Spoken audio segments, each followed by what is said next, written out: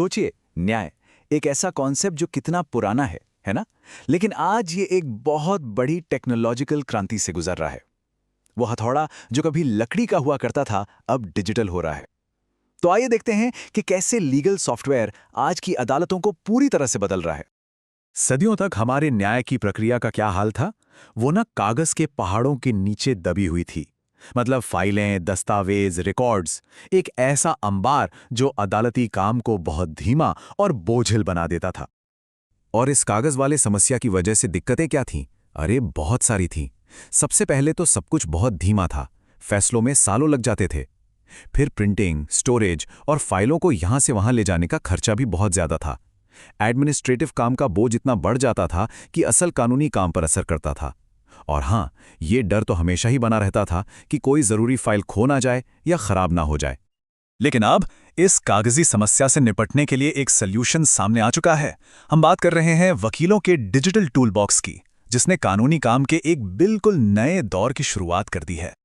तो ये legal software आखिर है क्या? देखिए, आसान भाषा में कहें तो ये ऐसे कंप्यूटर प्रोग्राम हैं जिन्हें खास तौर पर कानूनी काम को आसान बनाने, एडमिनिस्ट्रेटिव बोझ को कम करने और कानूनी काम की स्पीड और एक्यूरेसी को बेहतर बनाने के लिए डिज़ाइन किया गया है। अच्छा, तो आज के वकील का जो डिजिटल टूल बॉक्स है, उसमें होता क्या क्या है? काफ़ी कुछ होता है, जैसे कि प्रैक्टिस मैनेजमेंट सॉफ्टवेयर। ये फर्म के रोज़मर्रा के काम देखता है, जैसे क्लाइंट्स और बिलिंग। डॉक्यूमेंट मैनेजमेंट सिस्टम सारी इलेक्ट्रॉनिक फाइलों को सुरक्षित रखता है। और लीगल रिसर्च सॉफ्टवेयर तो वकीलों को कानूनों और पुराने फैसलों की एक बहुत बड़ी लाइब्रेरी तक एक्सेस दे देता है। और पता है, इन सॉफ्टवेयर्स को इतना आसान क्या बनाता है? वो है क्लाउड बेस्ड टेक्नोलॉजी, जिसे हम सॉफ्टवेयर एज अ सर्विस या SaaS भी कहते हैं। इसका सीधा सा मतलब है कि इसे आप किसी भी वेब ब्राउज़र से चला सकते हैं, कुछ इंस्टॉल करने का झंझट ही नहीं, और सारे अपडेट्स भी अपने आप हो जाते हैं। मतलब पुराने ज़माने के डोंगल लॉक जैसे तरीकों की अब कोई ज़रूरत नहीं। चलिए, अब थोड़ा आगे बढ़ते हैं और देखते हैं कि ये सिर्फ फाइलों को संभालने तक ही सीमित नहीं है। नहीं, ये ऐसे पावरफुल टूल्स हैं जो असल में किसी केस का नतीजा भी तय कर सकते हैं। अब सोचिए, वकीलों के सामने हर दिन एक बहुत बड़ा सवाल होता है।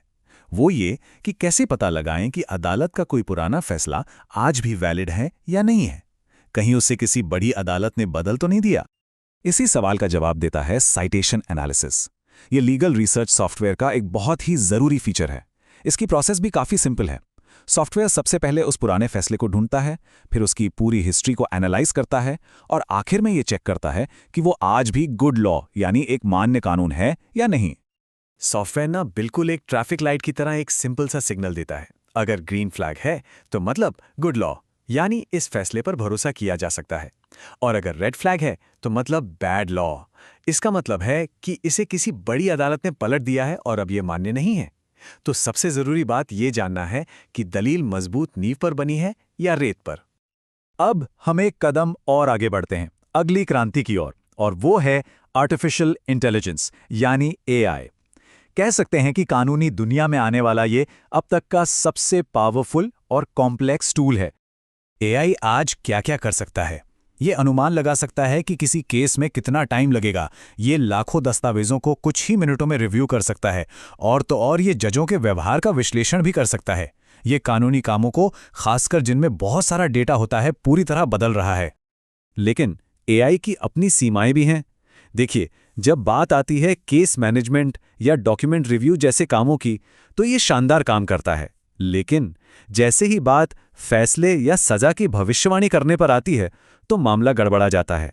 यहाँ पर पक्षपात और पारदर्शिता की कमी जैसी बहुत सीरियस चिंताएं सामने आती हैं। और यहीं पर हम एक बहुत ज़रूरी नैतिक निष्कर्ष पर पहुँचते हैं।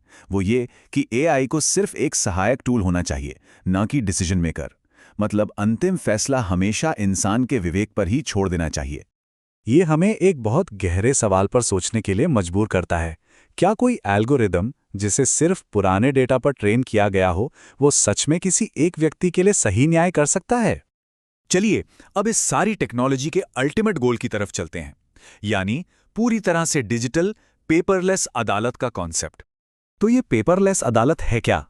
ये एक ऐसा कोर्ट सिस्टम है जहां केस फाइल करने से लेकर आखिरी फैसले तक हर दस्तावेज इलेक्ट्रॉनिक तरीके से बनता है, शेयर होता है और स्टोर किया जाता है। इसकी मुख्य पहचान है ई-फाइलिंग, डिजिटल रिकॉर्ड और वीडियो कॉन्फ्रेंसिंग। जाहिर है इस रास्ते के अपने फायदे और चुनौतियां दोनों हैं।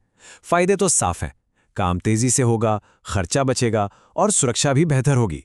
लेकिन चुनौतियां भी कम नहीं हैं, जैसे कि डिजिटल डिवाइड, मतलब ये पक्का करना कि टेक्नोलॉजी तक सबकी पहुंच हो। और फिर है संवेदनशील कानूनी डेटा की साइबर सिक्योरिटी का बड़ा सवाल। तो इस पूरे विश्लेषण के आखिर में हमारे सामने एक बहुत बड़ा सवाल खड़ा होता है। जैसी जैसी हमारी अदालतें डिजिटल हो रही हैं, कहीं ऐसा तो नहीं कि कुछ लोग पीछे छूट जाएं? इस तकनीकी बदलाव के सामाजिक असर के बारे में सोचना बहुत बहुत जरूरी है।